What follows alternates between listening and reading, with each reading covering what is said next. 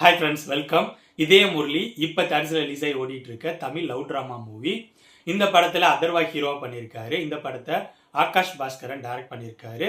இந்த படத்து மேலே ஒரு சின்ன எதிர்பார்ப்பு உருவானதுக்கு காரணம் இந்த படத்தோட டைட்டிலான இதய முரளி.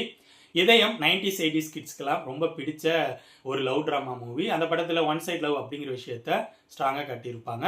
இந்த இதய முரளி படத்தோட ட்ரெய்லர் பார்க்குறப்பையும் இந்த படத்துலையும் ஒன் சைட் லவ்வை பற்றி தான் பேசியிருக்காங்க அப்படிங்கிற மாதிரி தான் ப்ரொமோட் பண்ணியிருந்தாங்க. ஸோ முரளி சார் அவரோட பையன் அதர்வா ஒரு ஒன் சைட் லவ் பேஸ் பண்ண படத்தில் நடிச்சிருக்காரு. அந்த படத்துக்கு டைட்டில் இதே முரளி அப்படின்னு இருக்கப்ப அந்த படத்து மேலே ஒரு எதிர்பார்ப்பு உருவானுச்சு. அந்த எதிர்பார்ப்பை இந்த படம் சாட்டிஸ்ஃபை பண்ணிச்சா இல்லையா அப்படிங்கிறத இந்த வீடியோவில் பார்ப்போம். அதுக்கு முன்னாடி என்னோட வீடியோஸ் பாருங்கள். பிடிச்சிருந்தா லைக் பண்ணுங்கள், கமெண்ட் பண்ணுங்கள், ஷேர் பண்ணுங்கள். அப்படியே என்னோட சேனலை சப்ஸ்கிரைப் பண்ணுங்கள். இந்த படத்தோட ஸ்டோரியை நான் ரொம்ப சிம்பிளாக சொல்ல ட்ரை பண்ணுறேன். படத்தோட ஸ்டார்டிங்லேயே தமிழ்நாட்டில் அதர்வா அவருக்கு மேரேஜுக்கு ஏற்பாடுகள்லாம் தடபுடலாக போயிட்டுருக்கு. ஆனால் அதர்வா இந்தியாவிலே இல்லை, அமெரிக்காவில் அவரோட ஃப்ரெண்ட்ஸோடு இருக்கார்.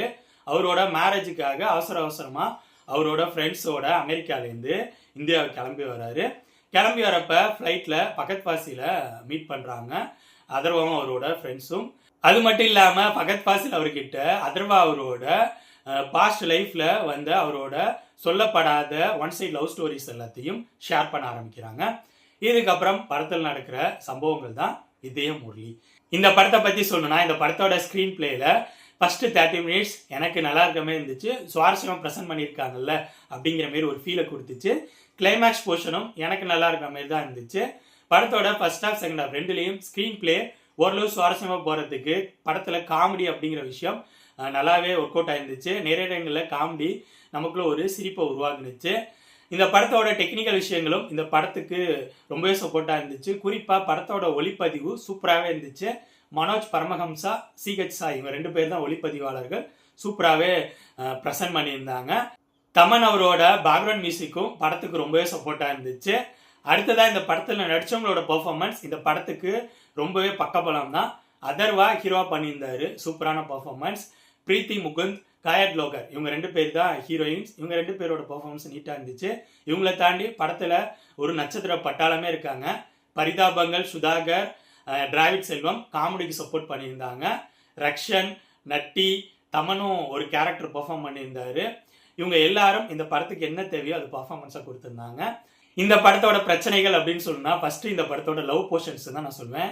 காரணம், இந்த படம் லவ் ட்ராமா மூவி, லவ்வை ஸ்ட்ராங்காக சொல்ல வேண்டிய படம். பட் இந்த படத்தோட லவ் போர்ஷன்ஸ்லாம் எனக்கு பெருசாக ஒர்க் அவுட் ஆகவே இல்லை, சுவாரஸ்யமாகவும் இல்லை. அது மட்டும் இல்லாமல் அந்த லவ் போர்ஷன்ஸ் எல்லாம் நம்ம ஆல்ரெடி பார்த்து பழகினா பழைய படங்கள்ல இருக்கிற மாதிரி தான் இருந்துச்சு. இன்னொரு விஷயம், அதர்வா அவரோட லவ்வை ப்ரொப்போஸ் பண்ணாததுக்காக ரீசன்களாக இவங்க காட்டுற விஷயங்கள் அந்த லெவல் ஸ்ட்ராங்காக இல்லையோ அப்படிங்கிற மாதிரி தோணுச்சு. அது மட்டும் இல்லாமல் இந்த படத்தோட லென்த்தை கண்டிப்பாக குறைச்சிருக்கணும்.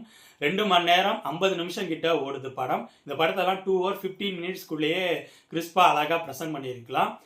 லென்த் இந்த படத்தோட டிராபேக்காக தான் தெரிஞ்சிச்சு.